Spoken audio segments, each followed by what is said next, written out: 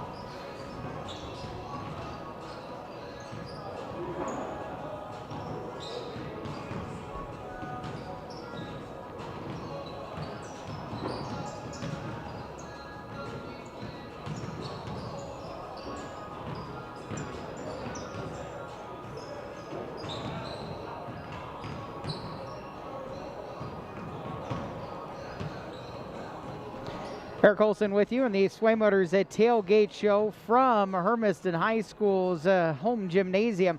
The Hermiston boys, Drew Perniger in his second season, they are in warm-ups right now, getting ready to take on the Kamiakin Braves. Brian Manili in his 16th year in charge of the Kamiakin program, twice the MCC's Coach of the Year, most recently in 2017. And the Braves opened up with a victory on a Tuesday night. Last year beat Hermiston both times they played them, 84-50 on February 4th, the last meeting between the two teams. It was Hermiston's penultimate game of the season. And then on January 11th, for Hermiston, it was their lowest point total of the year. They were held to a 78-29 loss. This Kamiakin team lost just Kyson Rose, who is now a Central Washington University basketball player, and in the MCC averaged 18.9 points per game a year ago, but they bring back just about everybody else.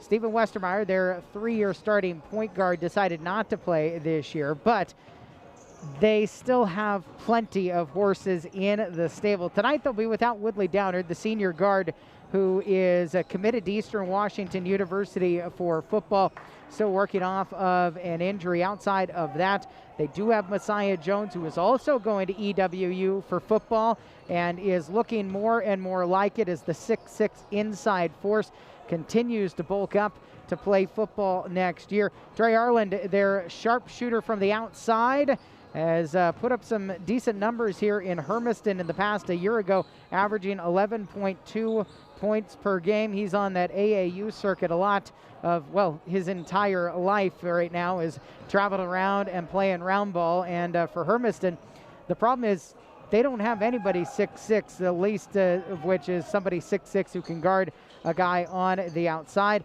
And then you're dealing with Tyler Bilodeau in the side for Kamiakin, the 6'8" junior, taking the place of their power guy, Kyson Rose, from a year ago. So this Kamiakin team is bulky, to say the least.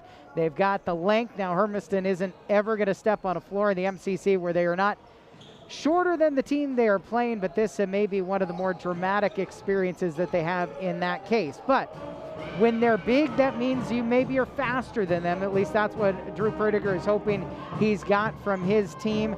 Young, to say the least. A couple of guys who we're expected to see with some significant time off of the bench.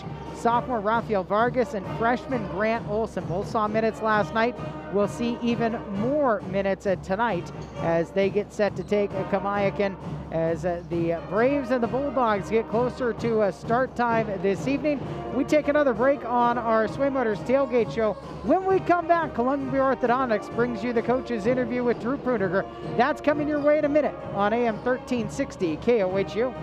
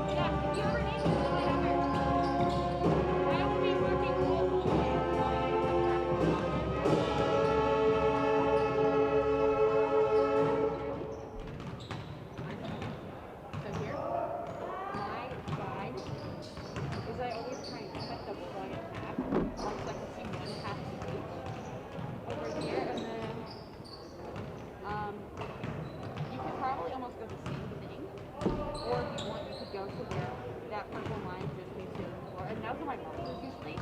I usually stick to, so I know where to go inside. So you're gonna snap to that, and then you're gonna go left to that. So that way you're gonna have the entire purple. So, I mean, get a feel for it. You got it. But yeah, doing this, teaching at Desert View Elementary. Yeah, I'm doing an instructional aid, so I'm teaching reading skills. I'm a substitute right now. Yeah, just finished my freshman year of college. Yeah, what? What, you're a junior? Senior now. Yeah. Probably exciting. You know what you're planning on doing? No, honestly me neither, but that's the type of thing. My plan is like I like being manager, but I needed someone like to Yeah. guide it. Yeah, it's definitely hard just like going and being like, okay. Especially like I'm not like a conversation. Oh yeah. Like, oh yeah, I'm gonna get close to them. Yeah. Right. Well, that was very much like what I do. I'm very much like, I will be in your best interest. Again, no. I'm sure you will do fantastic. You have my number. You can always call me. Right. Yeah. The team, I haven't seen them play yet. Look, this is opening for us.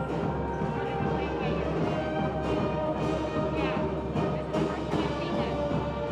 Honestly, it's a lot younger than I thought it was going to be. Like, we don't have Miguel, we didn't have Jaime come back, we don't have, I mean, we have Garrett though, fine. But there's a lot of new faces. Yeah, we're young. But, honestly, I'm excited. I think coming in, I have faith in them. I started like, oh, you said God and Yeah. if they don't like I mean, hey, it's still not a week all the time. they don't let me. Well, yeah, like, doing books, you can't do books reversing, you can't do over 18. Yeah. Not like a method like right now. How were the freshmen? Were they challenged in middle school? That's a completely different game. Because also, you were in for the team for a year, and I go hard. I don't mess around. And so trying to, like, do that with them is probably very challenging. Being like, we're at a new level. Yes, like now that Layla's not here, I'm like just focusing. Oh, yeah, you feel like you're kind of doing it on your own. And I was like, I want to have to do this. Imagine. I was like right there sitting down with them wanted water, but Yeah, but also with COVID, it's so different. it is. Because now you're like masks, you know? You can't use these, you can't reuse those. Yeah. Everything is so different. I have another game on Saturday too. Yeah. Or you're away from that, or Where we we're away. So I'm from. I want to do it like you bring stuff to the Subtle, subtle. You never tell them that you have 9 months. No, Like, I oh, I don't. just happened. You know? Yeah. It's like you care, but you don't care. Yeah, you guys can have my snacks.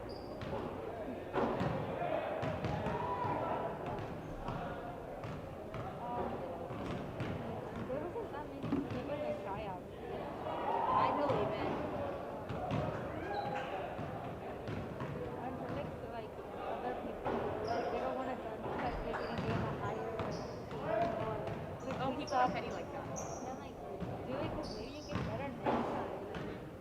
Don't do it because you're not do it because you like basketball.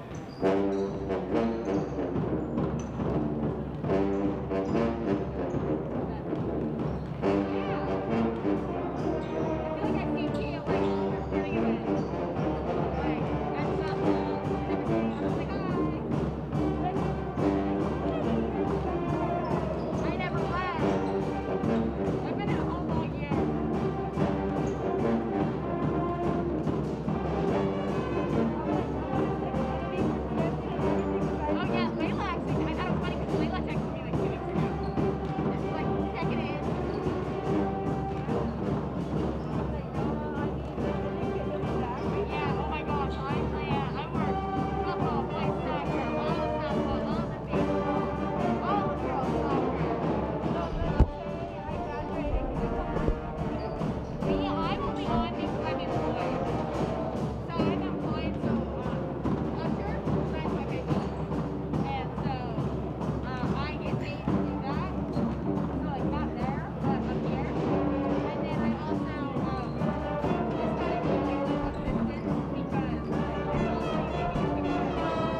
back at Hermiston High School here on the Swingmutters Tailgate Show.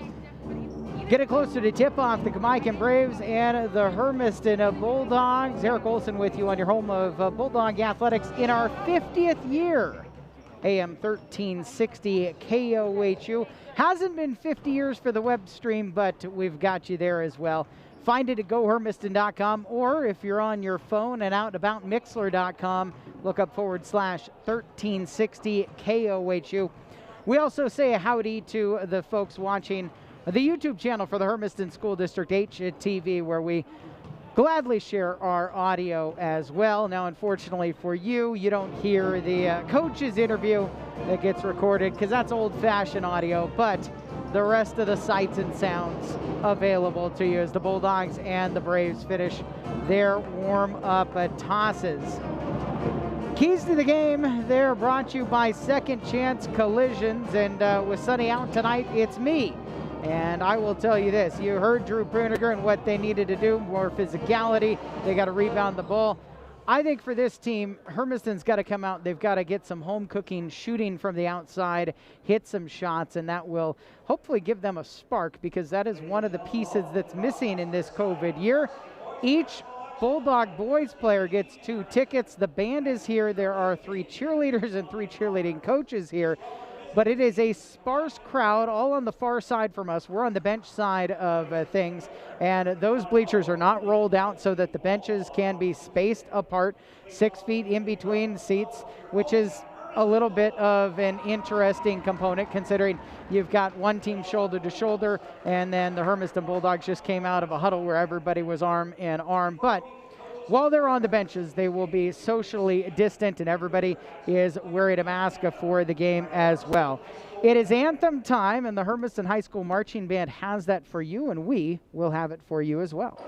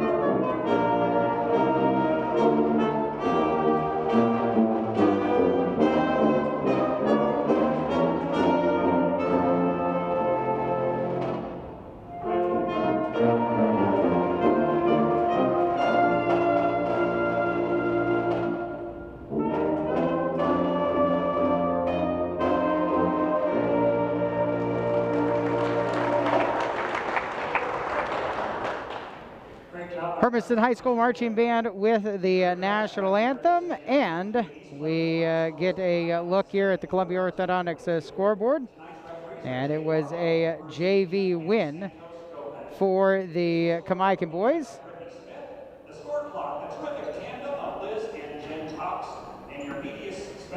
And we take a look at the starting lineups for the visiting Kamiakin Braves. It is introduced by 16th year head coach Brian Manili, who's got a 227 and a 123 record at Kamiakin, 3 District 8 championships, including the 2021, the last time this team was out, and they got to the state tournament and finished in 6th place with a loss to Wilson in the 4th place game. Couple of changes for them. They're without Stephen Westermeyer, who has been their point guard for the last 3 years. A 5'10 junior guard, Brock Springen, made his varsity debut. in the win against Walla Walla on a Tuesday night at home.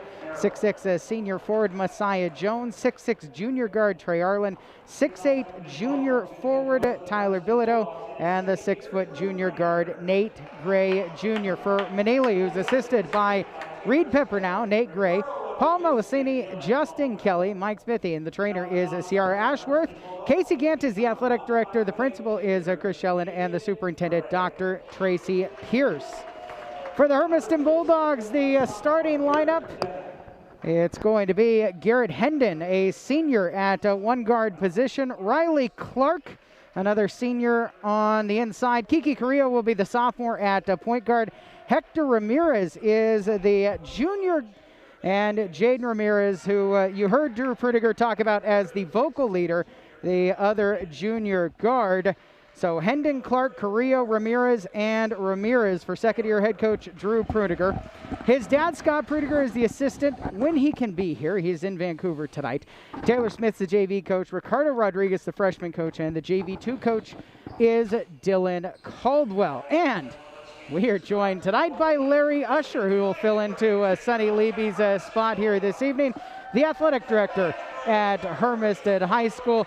The trainer is Dan Emery, the superintendent Tricia Mooney, the principal is Tom Spoo, and that is your Hermiston Bulldog basketball team. All right, Coach Usher, this has been a wild year to say the least. Athletics has been wild to say the least, but we're finally to the winter sports in the spring. Kind of down the home stretch, does it feel like? It does. You know, obviously doesn't feel like basketball season when it's 80 degrees outside. It kind of feels like summer ball. But, you know, every time that I find myself complaining about what we have going on, I just keep remembering the alternative in the several months we went without having any athletics for our kids at all, and I certainly don't want that. And differentiate, I mean, because of the timing of the year and the fact that theoretically we're 6 months away from another season starting, how does this differentiate from the way you would treat summer ball as far as a coach goes and a staff? It does. It's going to be a little bit different for us, and you know, our coaching staff needs to start gearing up and getting ready for summer right now. You know, for those football coaches and the fall sport coaches, it feels like your season just got over, and it did, and now you got to start gearing up for summer ball to get ready for next fall. And you know, the message that we're sending to our coaches is, hey, when June comes around or when July comes around, things are going to be back to normal, and you're going to start preparing for your fall season, and that fall season is going to kick off, and things are going to be right back to normal again, and that's certainly what we're hoping for. All right. 10 years straight, and then a couple of times had to fill in as the interim coach here. You've had some small teams. This is a small team. How do they contend with a squad like Kamiakin with their size? Well, I think number one, and Coach Pruniger and I had this conversation, you got to have a plan defensively. And I'll be honest with you, Eric, in all my years here, this is actually one of the best MCC teams that I've seen in Kamiakin. This is a team that I believe, if there was a postseason, would contend for a 3A state title this year in the WIAA, and that's going to be a tall order for our kids. But more importantly, I think it's you stay positive and you keep working as hard as you possibly can, as these young men, I'm sure, will do tonight for Coach. And you know, and it may not show on the scoreboard at the end of the day, but if you can come out with some positive, it's going to be great for them. Riley Clark and Tyler Bilodeau in the jump circle. Jay Merlot's first toss too high, his second toss too high. We're on opening night for them as well as we get set here. Oh, we switched Bilodeau out. We're going to put Messiah Jones, the Eastern Washington University football product. He also jumped too high, but tips it back. Nate Gray Jr.'s got it. Kamiakin in the all-red uniforms with yellow numerals. Kick left corner, spring in a three-pointer, rattles around and out. Rebounded by Trey Arlen in the lane. He is called for traveling, and Hermiston gets the ball just inside the start of this contest. So Clark, as Hermiston faces full court pressure right off the start, inbound goes into Kiki Carrillo. The sophomore guard brings it into the front court on the right wing. Guarded by Spring in there. Into the right wing, and Jaden Ramirez, the vocal leader, according to Drew Prudiger, gives it up top. Clark down the lane right side, high off the glass with the right hand, lays it in. And the Bulldogs get the start 30 seconds in, 2-0 for them. Arlen down on the block, into the paint, leaves it for Messiah Jones. Free throw line jumper is short. Arlen got away with a shove inside. Clark, the one goes tumbling, and Arlen lays it in. Tied up, 2 apiece.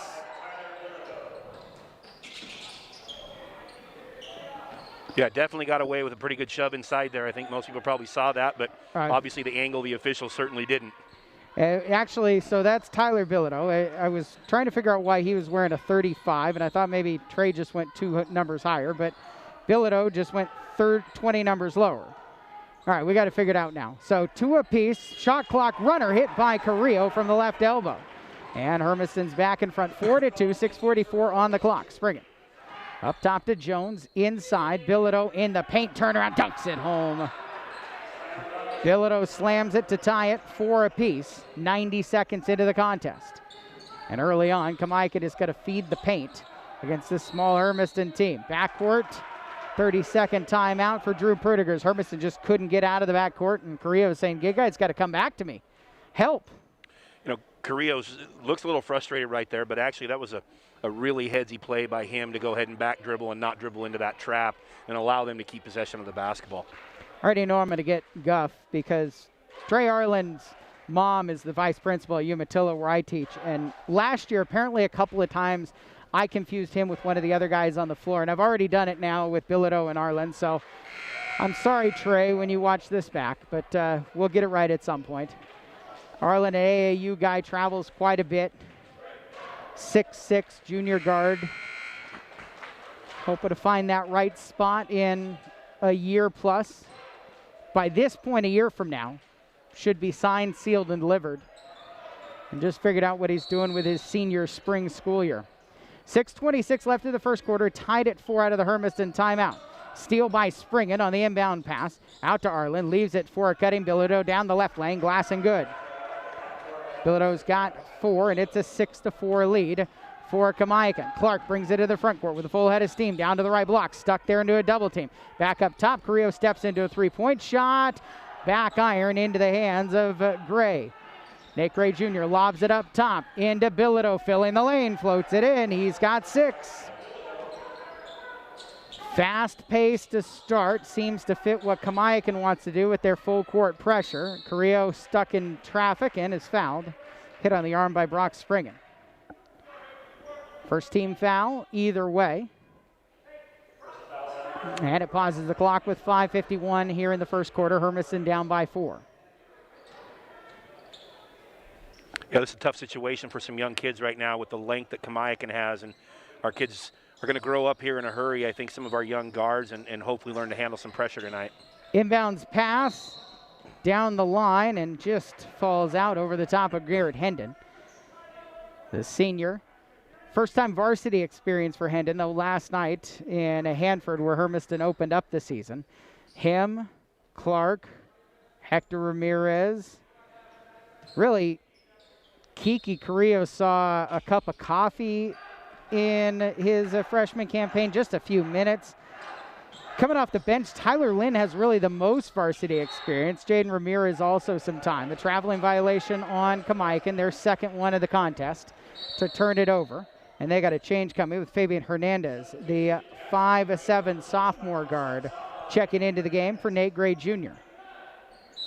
Quiet start for him. Brian Manili will put his arm around Gray's shoulder and give some advice as Carrillo brings it to the front court, splitting the double team. Kicks it left wing. Head fake by Ramirez. Left open three-pointer. Knocked down.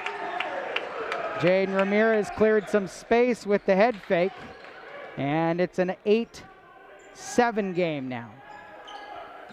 Up top, Hernandez who just check in. Arlen inside to Jones. Turnaround jumper, around and out. Jones gets an O's rebound, turns and flips it back in. Messiah Jones' first points of the game, and it's a 10-7 lead for Kamiakin. Hendon to Clark, full court pressure still applied, the trap coming.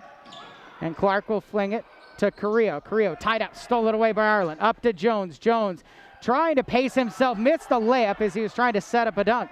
Up to Jaden Ramirez for Hermiston. Bulldogs down by 3. He'll leave it to Hendon and get it back on the left wing. Ramirez circling up top, 4:50 left in the first quarter. Clark pull up, 12-foot lane, and he throws it away. Up to Bilodeau. Bilodeau running the floor, leaves it to Arlen. Left side, too hard on the layup.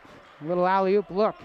And the rebound pulled down by Hector Ramirez, his first touch of the game.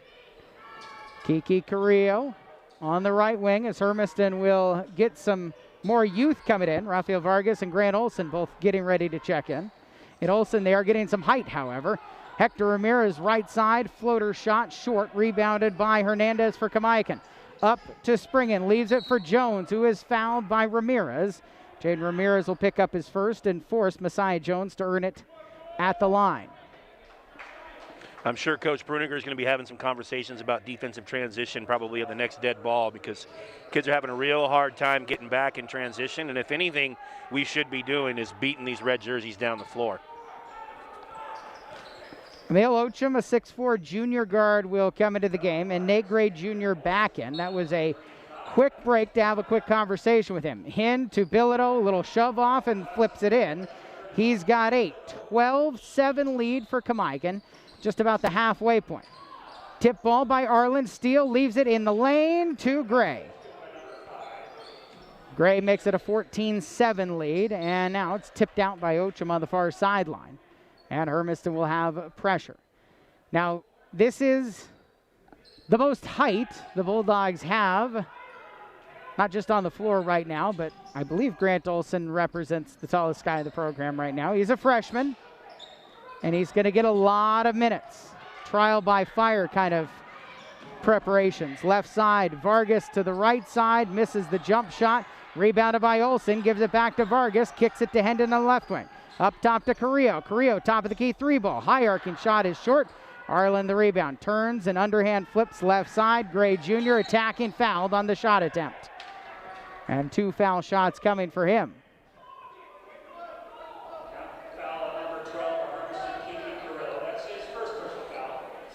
First foul on Kiki Carrillo.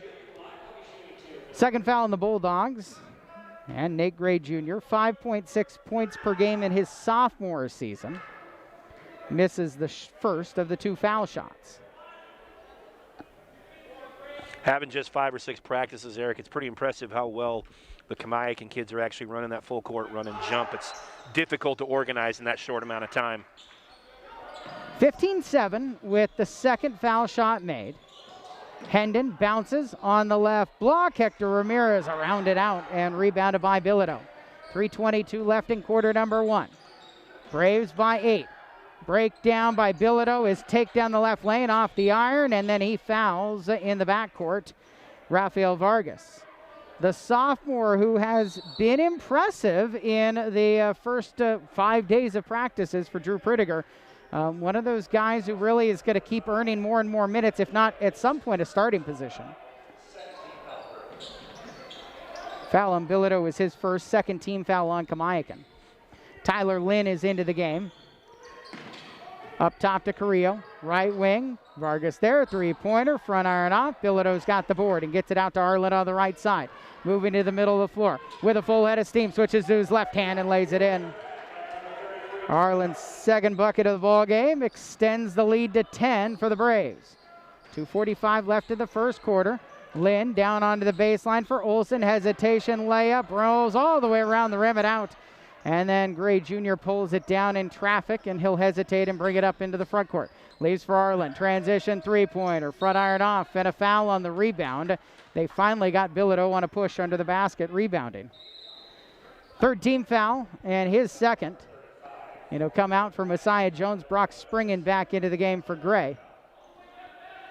Down 10, 17-7, Eric. I think our kids are actually playing even better than that with a few missed layups, a few easy looks that we've had at the three-point line and couldn't convert on it. Kids don't look too bad against all the pressure and the size right now. And how much do you feel like the layups are just because you feel the size? It's absolutely what it is. You're afraid that shot blocker's coming from behind. You're afraid they're around you somewhere, and so you hurry yourself a little bit. And it's John Wooden used to say, be quick but don't be in a hurry. And right now our kids are definitely in a hurry when they catch the block. Springen airballs a layup, gets it back and gets it out top. They'll reset with Fabian Hernandez, the sophomore, running the point. Right side, Arlen, he'll drive baseline, turn around, fade away from 8, iron off, rebound, put back by Jones on the reverse. Messiah Jones has 4. 19-7, just under 2 minutes left in quarter number 1. Kiki Carrillo running the point guard position as Kamiakin is backed off full court pressure for now. Hendon throws it near side, almost away. Vargas keeps it. The sophomore into the lane. Lefty runner, off iron. Ochum comes in and takes the rebound away from Hendon. Up court to Springen. Springen underneath for Jones at the 10, the lay-in. Messiah Jones, another bucket. And so between Jones's 6 and Bilodeau's 8, of the 21 points, Kamiakin's got 14 right at the 10. Right side three-pointer for Vargas is off. 21-7 lead for Kamiakin. Osham on the runner in the lane, and he floats it in over the top of Carrillo. Tried to draw a charge. Just a little bit late to get to that spot. 23-7 with a minute left in quarter number 1. Vargas keeps a Hendon pass in play. Now to Carrillo across the timeline. Left corner, three-pointer blocked away. Memory like a goldfish on a play like that, right? Absolutely, but sure love to see the confidence from the freshman in the corner. You know, the 6'2", 6'3" freshman in the corner ready to knock down an open three. He did last night. First touch he had at Hanford, caught, knocked down an open three. We love to see that confidence, that's for sure. Three-pointer for Vargas on the left wing on the inbound play. Kamiakin had brought Arland off and was a little bit discombobulated in their matchups. 38 seconds left. Hermiston trailing by 13. Left elbow, runner for Gray Jr. off, and the ball tipped out of bounds by Hendon. Clark punching that one away from Messiah Jones. Those two could have met had these teams matched up in football this year, but Kamiakin Hermiston was not one of the matchups. Clark, one of a couple of football players for this Hermiston team, him and Aiden Garay. 5 guys from the track, so you had to do some sharing there at the start of basketball season. 20 seconds left. 4-second difference between shot clock and game clock as Gray dribbles at half court. 23-10 Kamiakin's lead. Down to 10 seconds. Right wing, Hernandez circling in, gives it to Jones. Blocked from behind by Clark. Picked up by Ramirez. Jaden Ramirez, 2 seconds left. Does he see the time? Leaves it for Olsen at the buzzer off court. And it will be 23-10 to Kamiakin after the first quarter here at Hermiston High School. We'll be back in a minute on 1360 KOHU.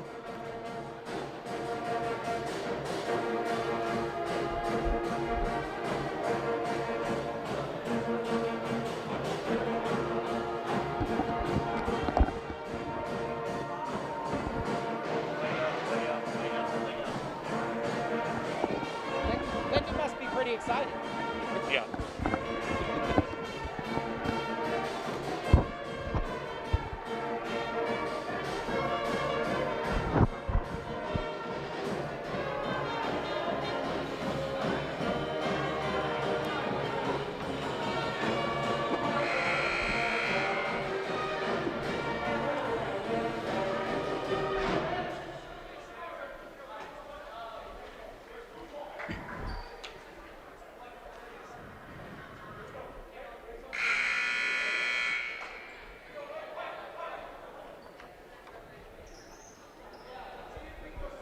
(23-10) Kamiakin after the first quarter here at Hermiston High School. Eric Olson, Larry Usher, the athletic director for the Hermiston School District, joining us tonight on AM 1360 KOHU and Mixler.com/1360 KOHU.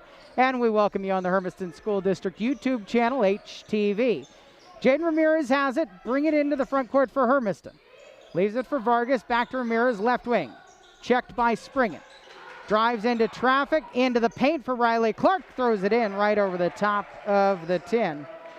And for Hermiston, the first points of the second quarter cut the Kamiakin lead to 23-12.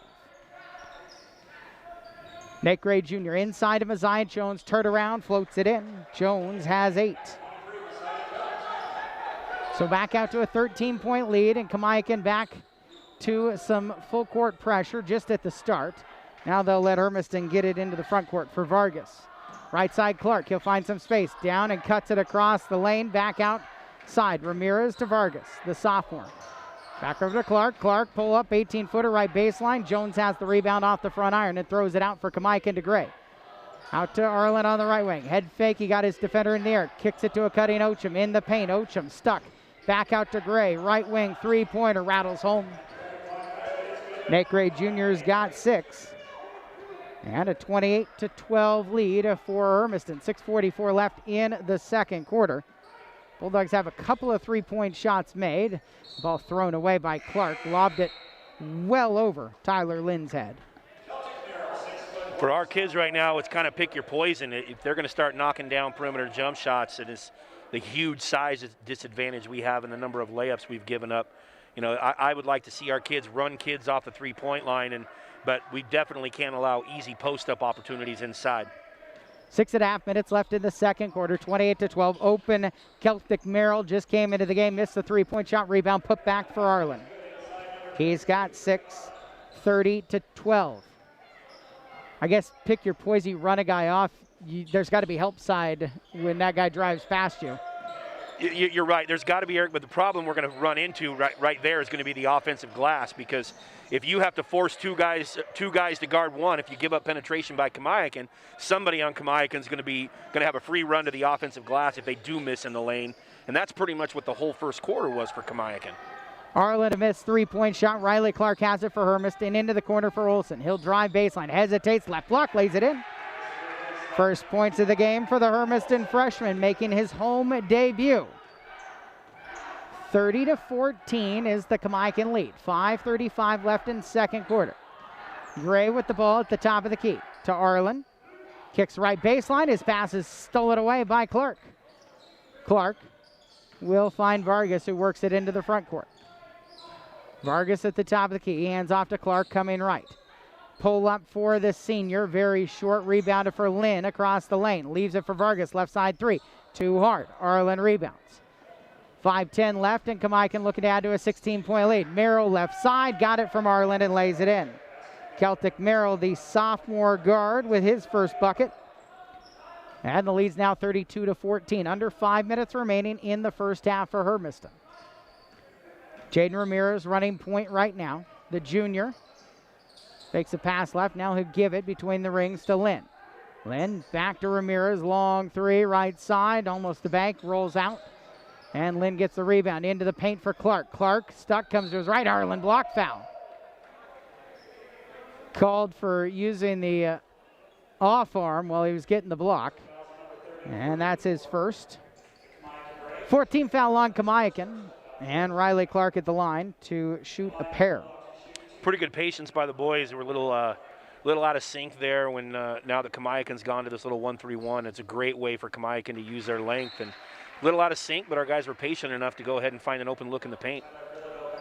Tyler Bilodeau had 8 first quarter points, but 2 fouls comes back in. And Garrett Henda and Kiki Carrillo will return for Hermiston. On the Columbia Orthodontics scoreboard, up at Kamiakin after a quarter, the Braves girls have a 17-6 lead over the Bulldog girls. Mallory Moss's team lost a night ago here, 55-53 to Hanford.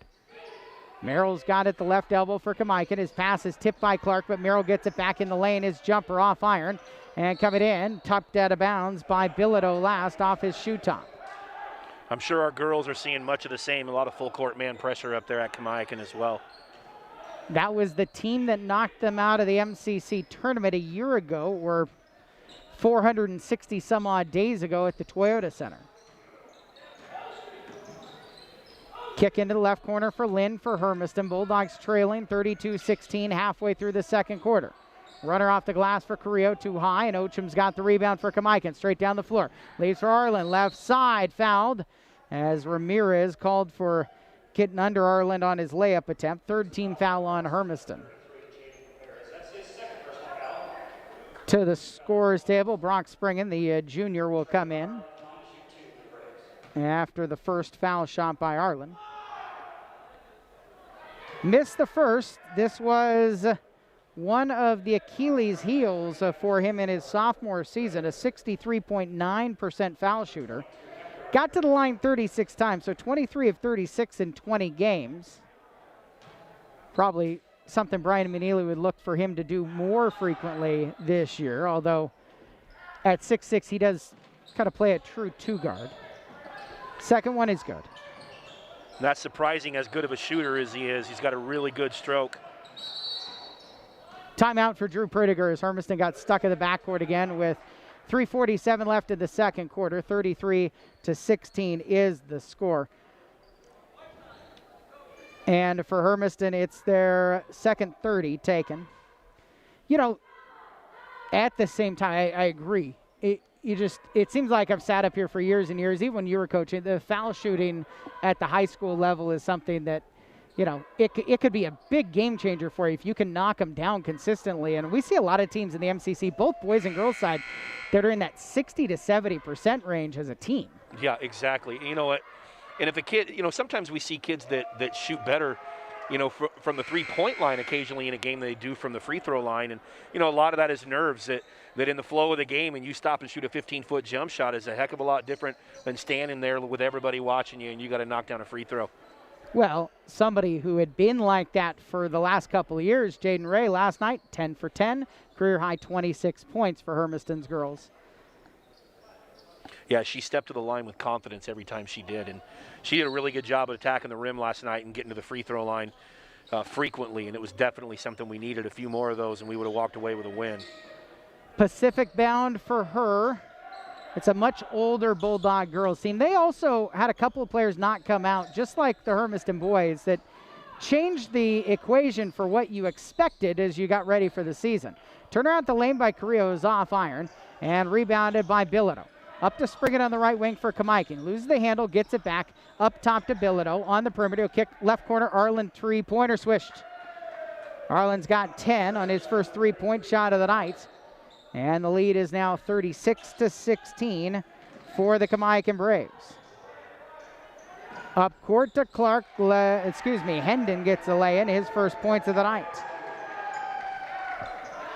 So just under 3 minutes left in the first half. 36-18 is the scoreline.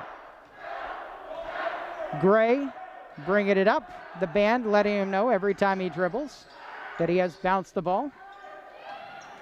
Nice to have them there. Lynn stuck at the baseline, throws it off of Springen's hip and gets Hermiston the ball. Yeah, a lot of people surprised that we got our pep band here, but I told Sean McClanahan we could have some limited number of kids, but it's an important opportunity for our kids to get here and showcase all the hard work they put in the band room as well. So it's great to have them here. Steal by Gray, lobs it, and Messiah Jones with the finish. 38-18 the score line. 2:23 left in the second quarter. Up court quickly through the hands of Hector Ramirez, out of bounds. Hermiston broke the press correctly, and Ramirez couldn't finish it. 2:19 left in the second quarter. And it's a 20-point lead for the Braves. Nate Gray Jr., his dad is one of the assistants for Brian Manili. Gives it left wing for Springen, making his varsity debut this year. Back to Gray, and Bilodeau out on the perimeter. Guarded by Carrillo. About a foot difference between those two. Arlen, top of the key, three ball. Feeling it now, hit it.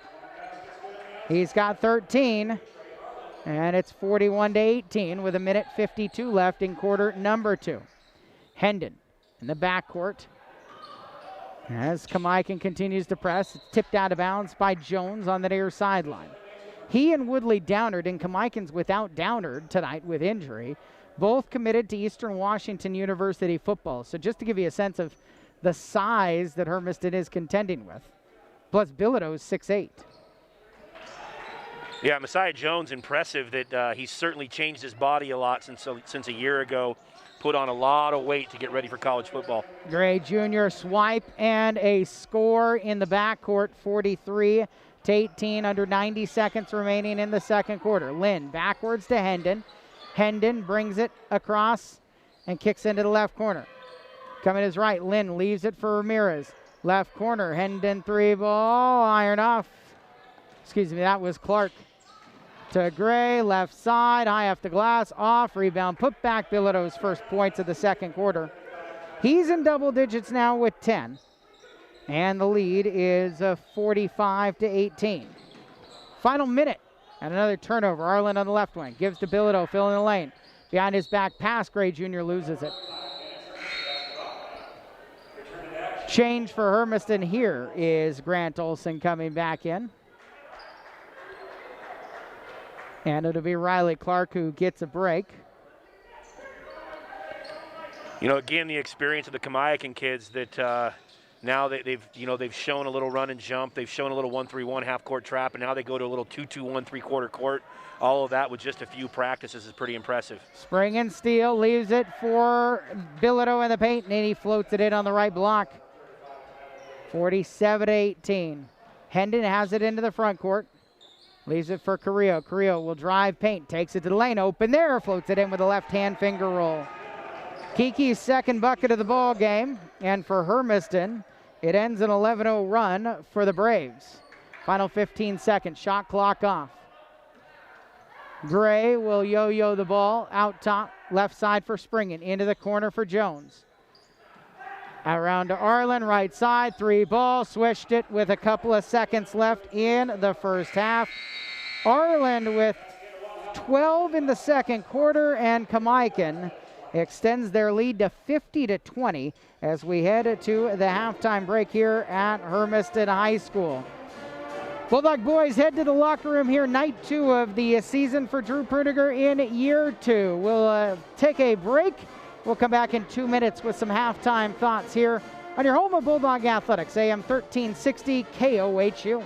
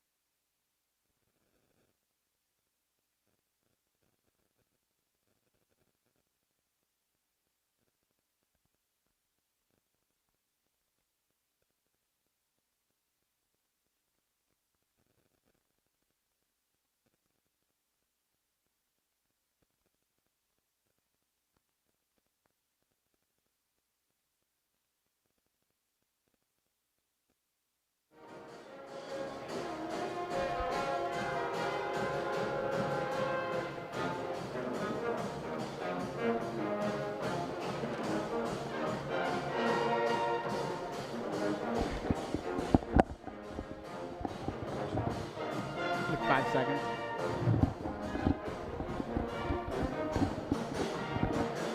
Back at Hermiston High School, Eric Olson and Larry Usher, the Hermiston School District's athletic director, with us tonight here on AM 1360 KOHU.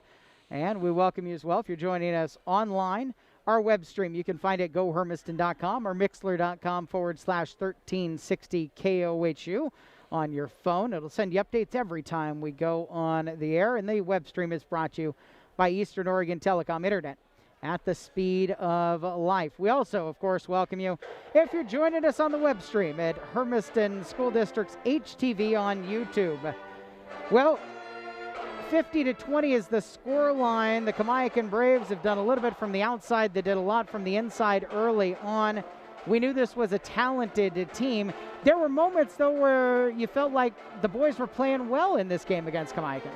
There were, Eric. You know, based on the size, athleticism, and skill level of the two teams, I thought our kids competed really, really well in the first quarter.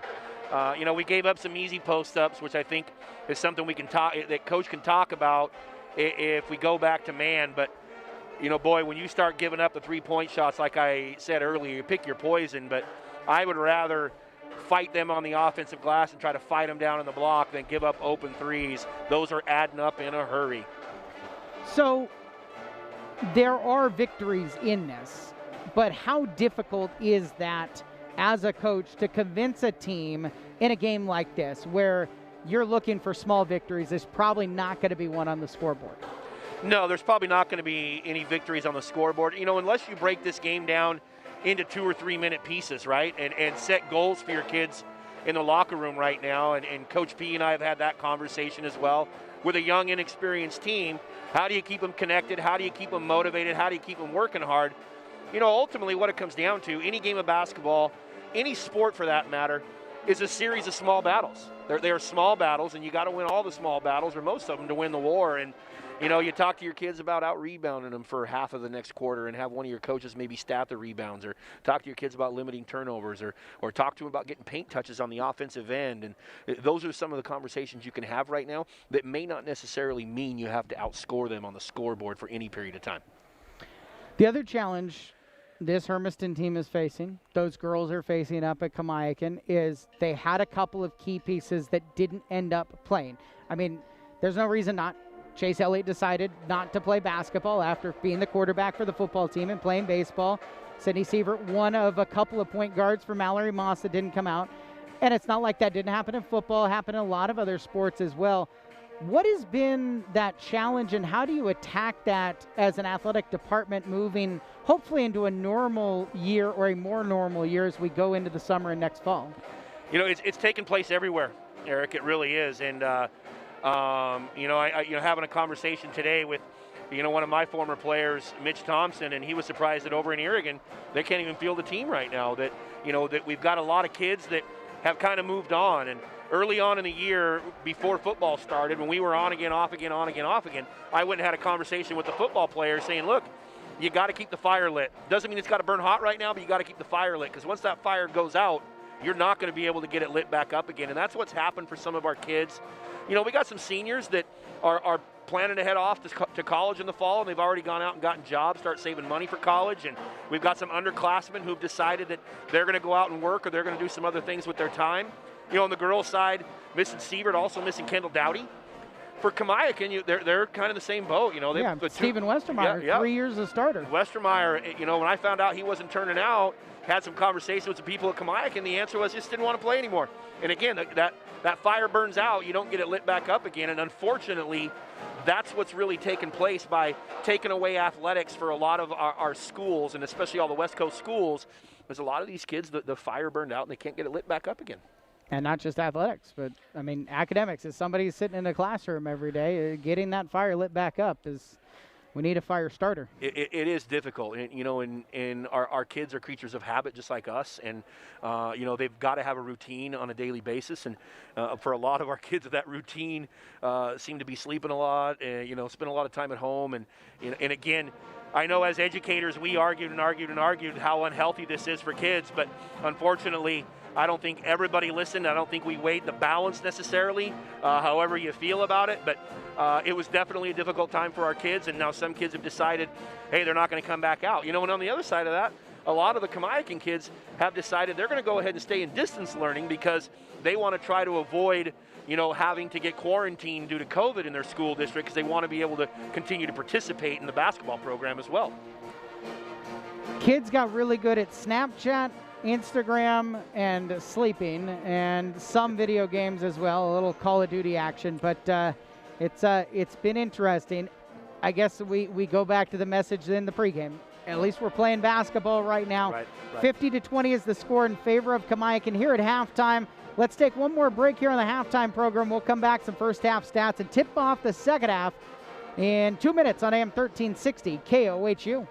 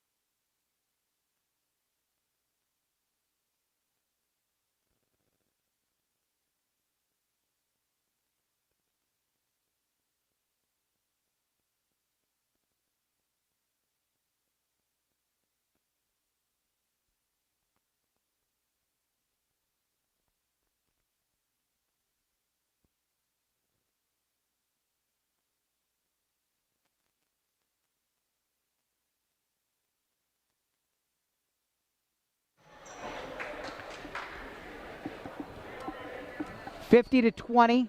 The Kamiakin Braves in front as we get ready to start the second half. Trey Arlen leads them with 16. Tyler Bilodeau with 12. Messiah Jones with 10. Nate Gray Jr. with 7. And then Emil Ochum, Celtic Merrill, each added 2. For the Bulldogs, 6 points from Riley Clark. Kiki Carrillo with 4. 3 each for Rafael Vargas and Jaden Ramirez. Garrett Hendon with 2, along with Grant Olson.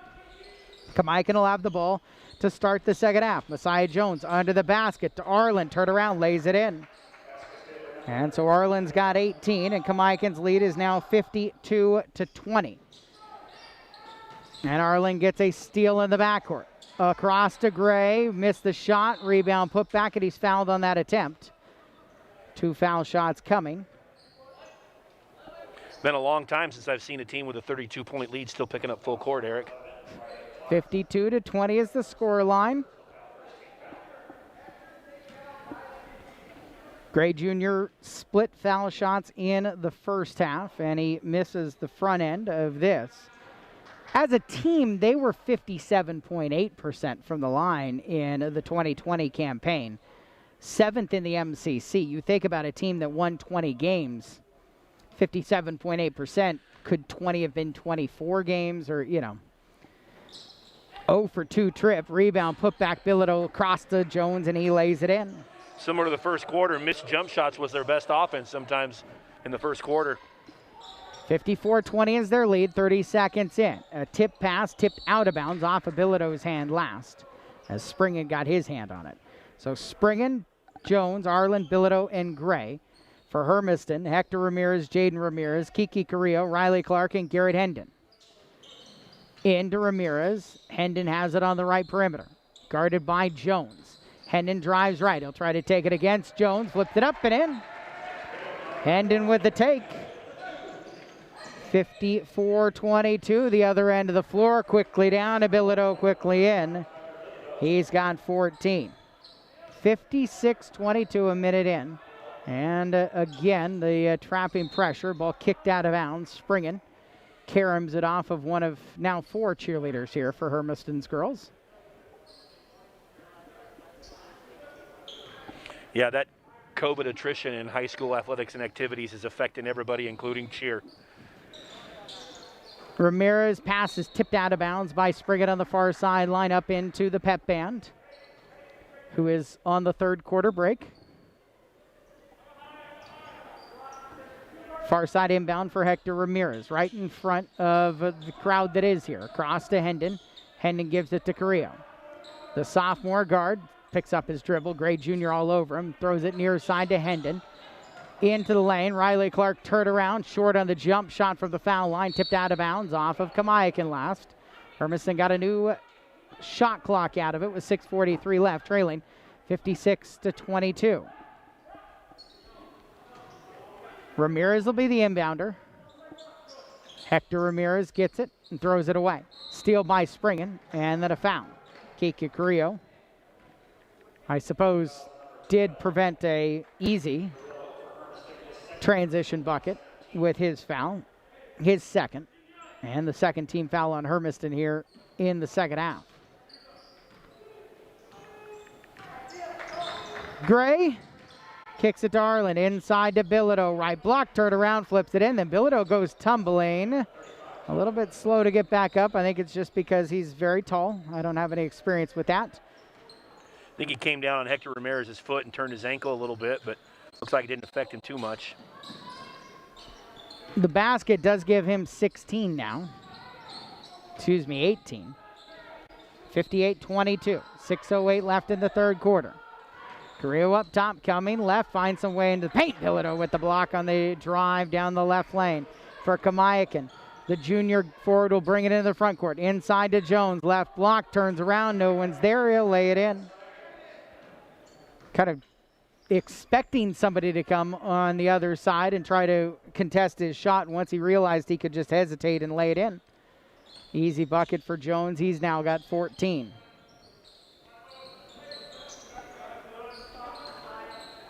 Carrillo between the rings. Lobs it down on the baseline, and a block for Bilodeau on a shot attempt by Hector Ramirez. Grant Olson will come in. and spell Ramirez after he gets swatted. The freshman, as Hermiston sets up blocks at elbows. Jaden Ramirez to inbound out near the left corner on the baseline. Into Hendon. Hendon, hounded by Springen. Kicks it across into the right corner. Ramirez there.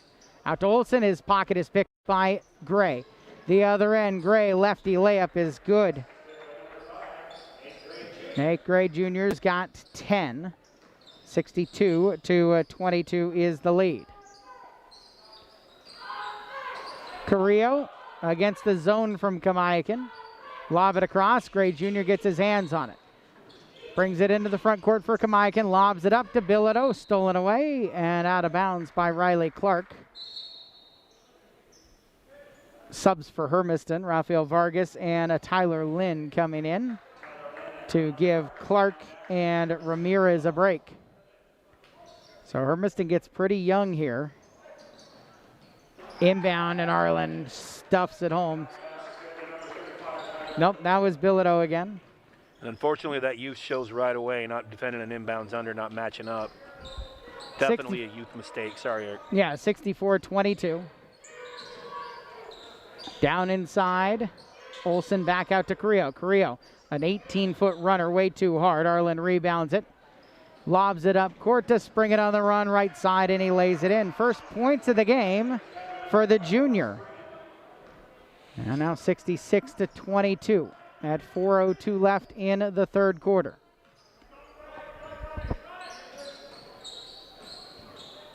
Carrillo out on the left side for Hendon.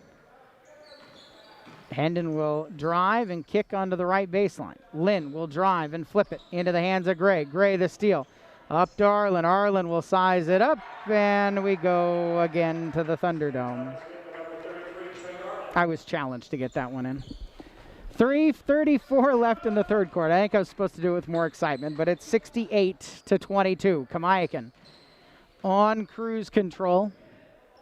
Although their cruise control still seems like it's in fourth gear defensively.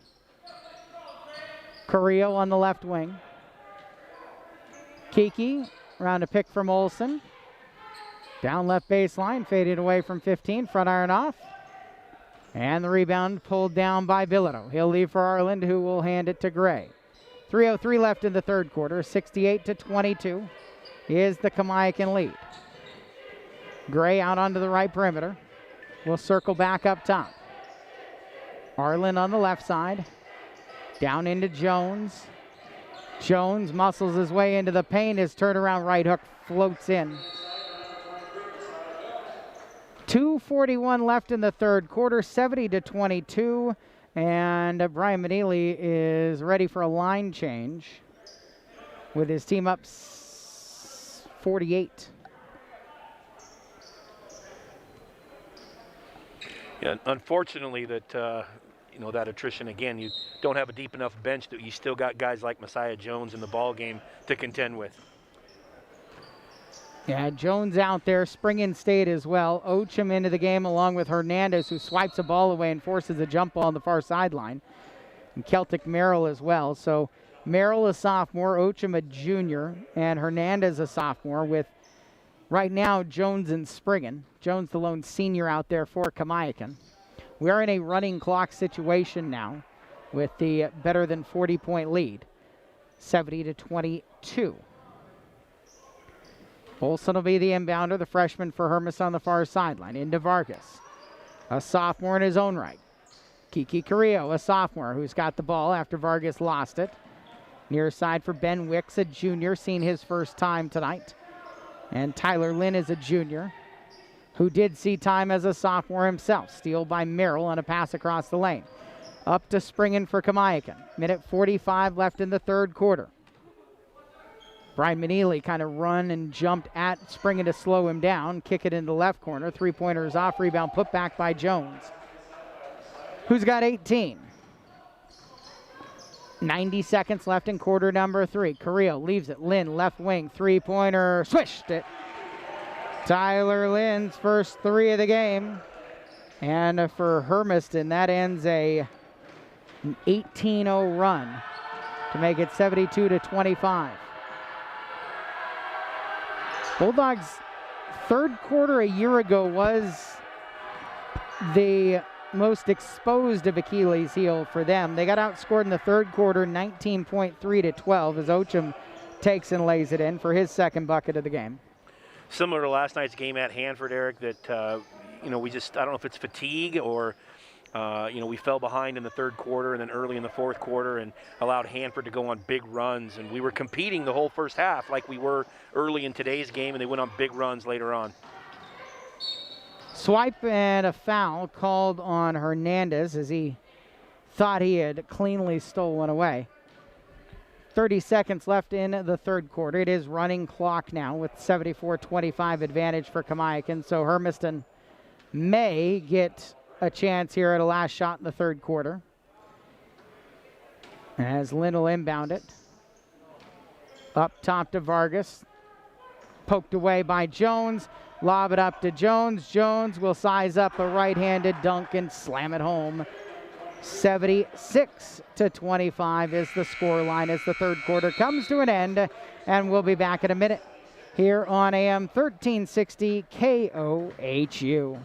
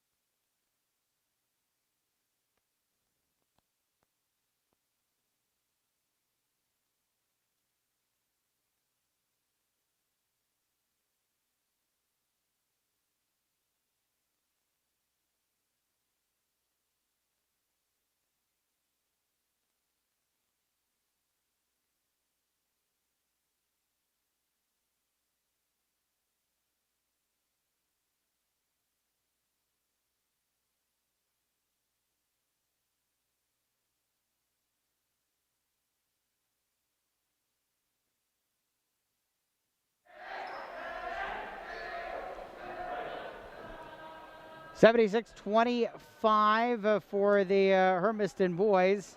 It's a rough home opener against the Kamiakin Braves. I think they're going to come out of this, and they have a good chance of running the table in the MCC. No, I agree with you. I'll tell you what, though, for sure, Richland beating Chiawana opening night was pretty impressive. Yes. I think that probably comes down to a lot as well. Who was best prepared after just 4 or 5 days of the season has probably made the biggest difference in that one maybe as well. Springing down inside to Ochum. Ochum turned around, and the shot rolls around and out. Chase for it, and Wicks diving out of bounds. It's touched last by him. Well, I look at Richland as a sheer numbers thing as well. Like, he's always going to have 55 guys, even in a COVID year to choose from, so his numbers are probably better than Chiawana's were, which is surprising for Chiawana. Yeah, I think the important thing is, over the last 8 to 12 months, is the programs that have kept kids connected, that have kept kids involved and kept them in the gym are probably the ones that are going to start out most prepared. Celtic Merrill with a jumper, and it's 78-25. Top of the key, Vargas 3-ball off left. Ochum's got the rebound for Kamiakin. A minute into the fourth quarter. Springin and Ochum up top. Will throw it inside. Catch for Merrill on the baseline. Out, and a 3 hit by Fabian Hernandez. His first points of the night. And 81-25 now. Lynn has it in the left corner for Hermiston. He'll drive and kick to Vargas up top. Vargas dribbles into the foul line. His jumper is short. Ochum another rebound. And he'll hand off to Hernandez for Kamiakin. Ryan McNeely having his team walk it up into the front court with an 81-25 lead.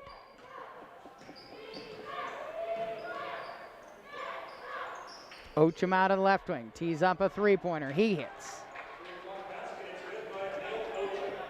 When the guys coming off of the bench are hitting these types of shots as well, at some point you get a shrug, I guess.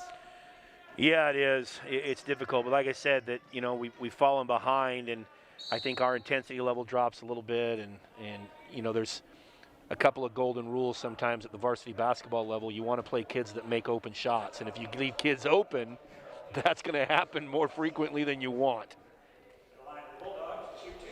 Celtic Merrill was called for the foul, the second on Kamiakin here in the second half, and it puts Kiki Carrillo at the line. 2 foul shots. As I look at this is one of the things for Lizard basketball brain me. These are only the 3rd and 4th foul shots of the game for Hermiston. And to me, that's telling about how much attacking you're doing. And I understand the size differential as Wicks gets blocked hard to kind of emphasize the point. 1 of 2 trip for Carrillo. But at the same time, 2 teams that each only have 2 team fouls almost midway through the 4th quarter. And in the JV game tonight, Eric, we didn't foul the entire first half in the JV game, and I think we were down 20-plus at halftime. And, just probably talks a little bit about how aggressive and physical our kids were defensively. Need to probably turn it up a little bit. And I'm sure Coach P will work on that. Merrill, a 3-point shot in the left corner on the run, 87-26. Carrillo brings it into the front court. 5:12 left in the 4th quarter. Carrillo drives, spins, lobs it into left corner for Wicks. Wicks back to Carrillo, left wing, 3-pointer hoisted, back iron into the hands of Ochum. Ochum will get it to Hernandez, and he'll walk it up. 3 minutes plus gone in the 4th quarter. And I guess this is one of those small game opportunities you have here is you still got mostly starters out there against Kamiakin's reserves. Try to win a segment. Yeah, absolutely. Springen spins around in the lane, back to his righty shot, floats off, and it's tipped out by Kamiakin last. Jaden Ramirez will come back into the game, and Carrillo will be out. So Olsen and Ramirez with Lynn, Wicks, and Vargas right now. Jaden Ramirez to Vargas on the right wing. Ochum checks him there. They switch. Jacob Bilodeau, the 6'4 junior, the twin of Tyler, just 4 inches smaller, hasn't hit that same spurt yet. Ball saved in, but to Ochum for Kamiakin by Vargas. 87-26 is their lead, just past the halfway point of the 4th quarter. Clock is running because of the better than 40-point lead for the team that finished 6th place in 3A basketball in 2020. About 445 days ago at the Tacoma Dome. Springing down the lane, and he hits a runner, his 2nd bucket of the ball game. Only starter still on for Kamiakin. Starter right now probably with Woodley Downard's injury. Ramirez bounces it to Vargas in the left corner. Vargas stuck, and he dribbled it off of Ochum. It'll stay Hermiston ball. 89-26. Bulldogs looking for their first field goal here in the 4th quarter.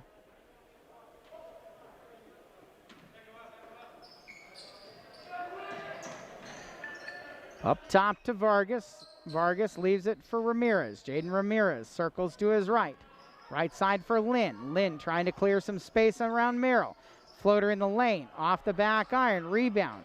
Ripped down by Bilodeau, and he'll kick it across the lane to Hernandez, who will walk it up. Braves on Saturday will take on Pasco, a team who had the bye here in round 1 of the MCC schedule. Foul off of the ball for Hermiston. It's going to go against Wicks. 3rd team foul in Hermiston.